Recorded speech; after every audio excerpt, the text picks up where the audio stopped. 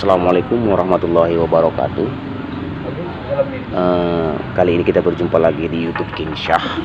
Sudah lama King Syah tidak mengupload video tentang berbagai macam perkembangan. Kali ini setelah sekian lama vakum, saya akan coba menjelaskan sesuatu hal yang mungkin sudah familiar dan sudah kita lihat dalam kehidupan sehari-hari, tapi kita kurang memperhatikannya.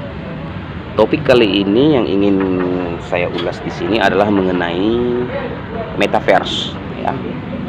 Mungkin sebagian dari kita sudah pernah melihat ataupun mendengar kata metaverse ini. Untuk lebih konkretnya, apakah teman-teman sudah pernah melihat logo yang ini atau logo yang ini? Ya, mungkin setiap hari kita sudah pernah melihat itu ketika kita membuka Instagram, ataupun ketika kita membuka WhatsApp, atau bahkan ketika kita membuka Facebook. Tulisan Meta ini hadir di halaman depan ketiga aplikasi media sosial ini. Apa sih maksudnya daripada Meta ini?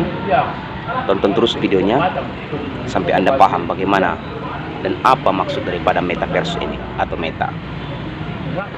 Jadi metaverse adalah istilah yang merujuk pada dunia virtual, di mana umat manusia bisa melakukan segala macam aktivitas di sana, layaknya kehidupan nyata, berkat bantuan teknologi canggih.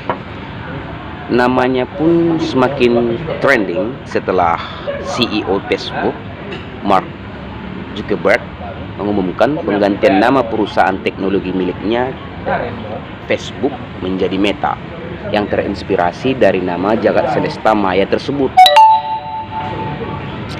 Lalu sebenarnya apa itu metaverse? Bagaimana cara kerja dan apa contoh-contohnya? Apakah ini pertanda bahwa era teknologi akan semakin maju menuju puncak kejayaan? Berikut ulasannya. Metaverse adalah komunitas virtual yang dibangun saling terhubung satu sama lain, di mana orang dapat bertemu, bekerja, dan bermain. Bahkan interaksi jual beli, layaknya dunia nyata berkat bantuan teknologi. Istilah metaverse sendiri bisa ditemukan di beberapa novel sci-fi jadul, misalkan Snow Crash garapan Neil Steve yang rilis tahun 1992, atau yang terbaru seperti Ready Player One karya Ernest Cline di tahun 2011.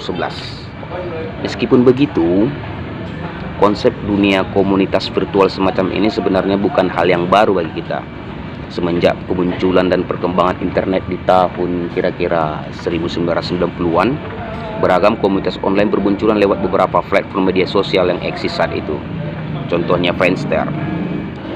Kita pasti sepakat dan setuju, saat ini dunia virtual semakin besar dan menyentuh seluruh aspek kehidupan manusia, mulai dari belanja online, membuka karya seni, bahkan hingga menonton konser artis terkenal.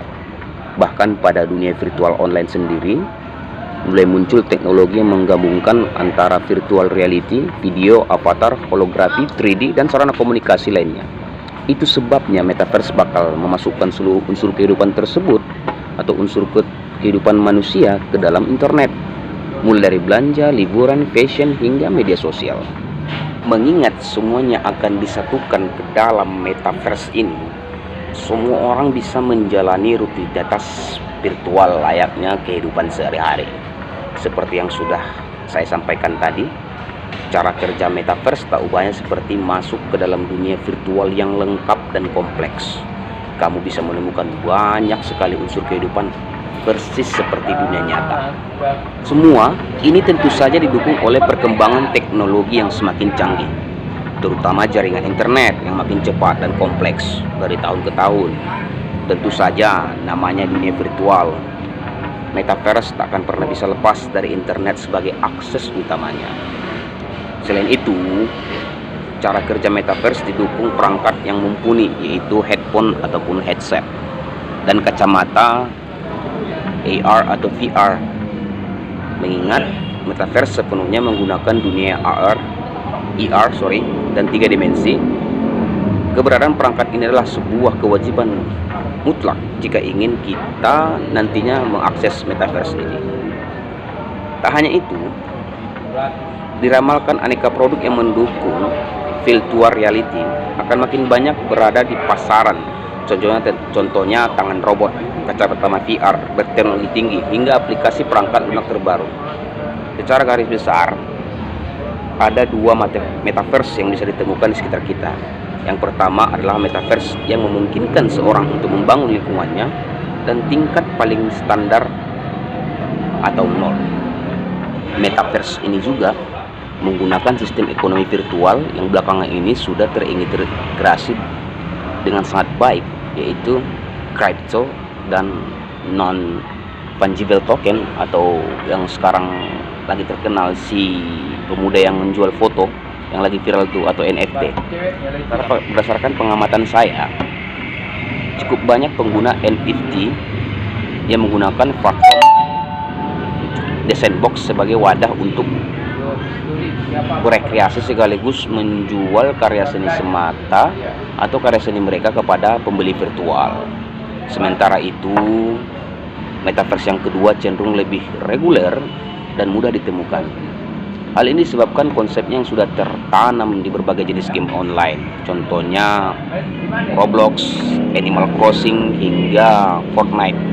Meskipun para developer tidak mendefinisikan game garapan mereka sebagai metaverse, tapi mereka menggunakan prinsip-prinsip yang sama, persis seperti yang ditonjolkan metaverse, mulai dari bertemu, beraktivitas sama-sama dalam game, hingga melakukan transaksi jual beli secara virtual. Nah, jika kamu masih penasaran dengan contoh metaverse terpopuler dan tercanggih yang saat ini semakin diincar oleh investor kripto, langsung saja saya akan berikan beberapa contoh metaverse yang saat ini tahun 2022 sudah mencapai kepopuleran. Ini dia.